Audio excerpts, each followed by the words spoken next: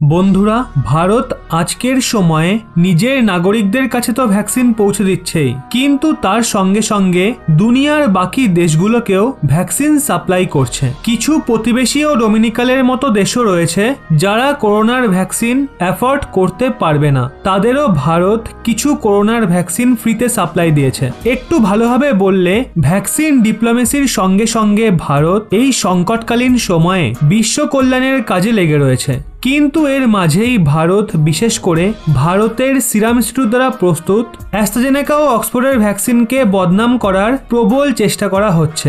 আর এই ভ্রম ছড়ানো হচ্ছে ভারতীয় ভ্যাকসিন একদমই কার্যকর নয়, কারণ আজ ভারত বর্তমানে 20-র বেশি দেশকে ভ্যাকসিন এক্সপোর্ট করছে। এর জন্য এটা ভারতের কাছে প্রয়োজনীয় হয়ে পড়ে যে আমরা এই ধরনের প্রপাগান্ডাকে এক্সপোজ করি। আসলে the Economic Times, the Hindu Moneycontrol, Business Today আর ইয়াহু নিউজের মতো কিছু ভারতীয়, ইন্টারন্যাশনাল আর বিশেষ করে পাকিস্তানি মিডিয়া হাউসের তরফ থেকে এই মিডিয়া রিপোর্ট বেরিয়ে আসছে যে সাউথ আফ্রিকা ভারতের থেকে কেনা 1 মিলিয়ন ভ্যাকসিন ডোজেস ভারতকে ফেরত পাঠিয়েছে।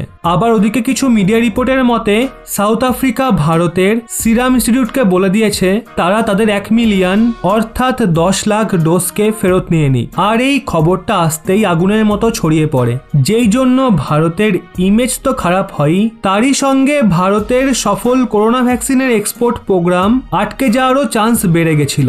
এই খবরটা সবাই খুব তাড়াতাড়ি এই কারণে বিশ্বাস করে নেয় যে ইউকের মতো সাউথ আফ্রিকায় করোনার এক নতুন ভ্যারিয়েন্ট সামনে বেরিয়ে আসছে, যা নর্মাল করোনা ভাইরাসের ভ্যারিয়েন্টের থেকে আলাদা।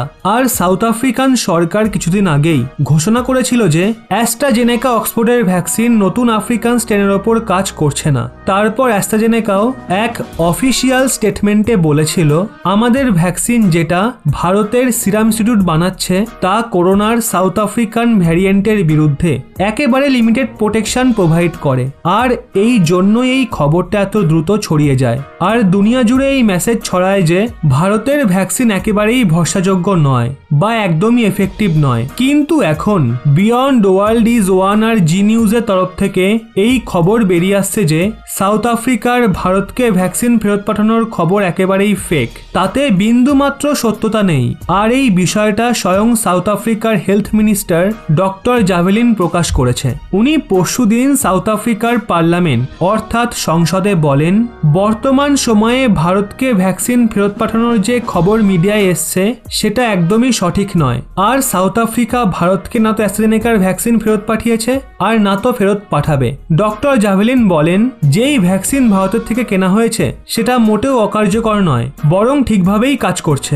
এই জন্য আমরা এই ভ্যাকসিন আফ্রিকান ইউনিয়নকে অফার করতে চলেছি। তারপর আফ্রিকান ইউনিয়ন নিজের সদস্য দেশদের ভারতের থেকে কেনা অ্যাস্ট্রাজেনেকার ভ্যাকসিন ডিস্ট্রিবিউট করবে। উনি বলেন একটা ভুল ইমপ্রেশন তৈরি করা হচ্ছে এটা বলে যে ভারতের ভ্যাকসিন কাজ করছে না, কিন্তু এরকম কিছুই হয়নি। এই ভ্যাকসিন খালি আফ্রিকার নতুন করোনা ভাইরাসের স্ট্রেনের ওপর কাজ করছে না, যেখানে নর্মাল করোনা ভাইরাসের বিরুদ্ধে এটা দুর্দান্ত ফল দিচ্ছে। উনি বলেন সাউথ আফ্রিকা এখন জনসন অ্যান্ড জনসন ও ফাইজারের ভ্যাকসিনকে আফ্রিকার নতুন ভ্যারিয়েন্টের ওপর টেস্ট করবে। ওদিকে পাকিস্তানি মিডিয়া বাড়িয়ে ঠাড়িয়ে এই প্রোপাগান্ডাকে ছড়ানোর চেষ্টা করছিল, যেখানে পাকিস্তান এই ভ্যাকসিনই ব্যাঙ্গালোর থেকে WHOর কোভ্যাক্স চ্যারিটি প্রোগ্রাম থেকে নিচ্ছে। কি বলবেন বলুন? এদের পেছন থেকে ছুরি মারার শখ দেখছি জীবনেও যাবে না।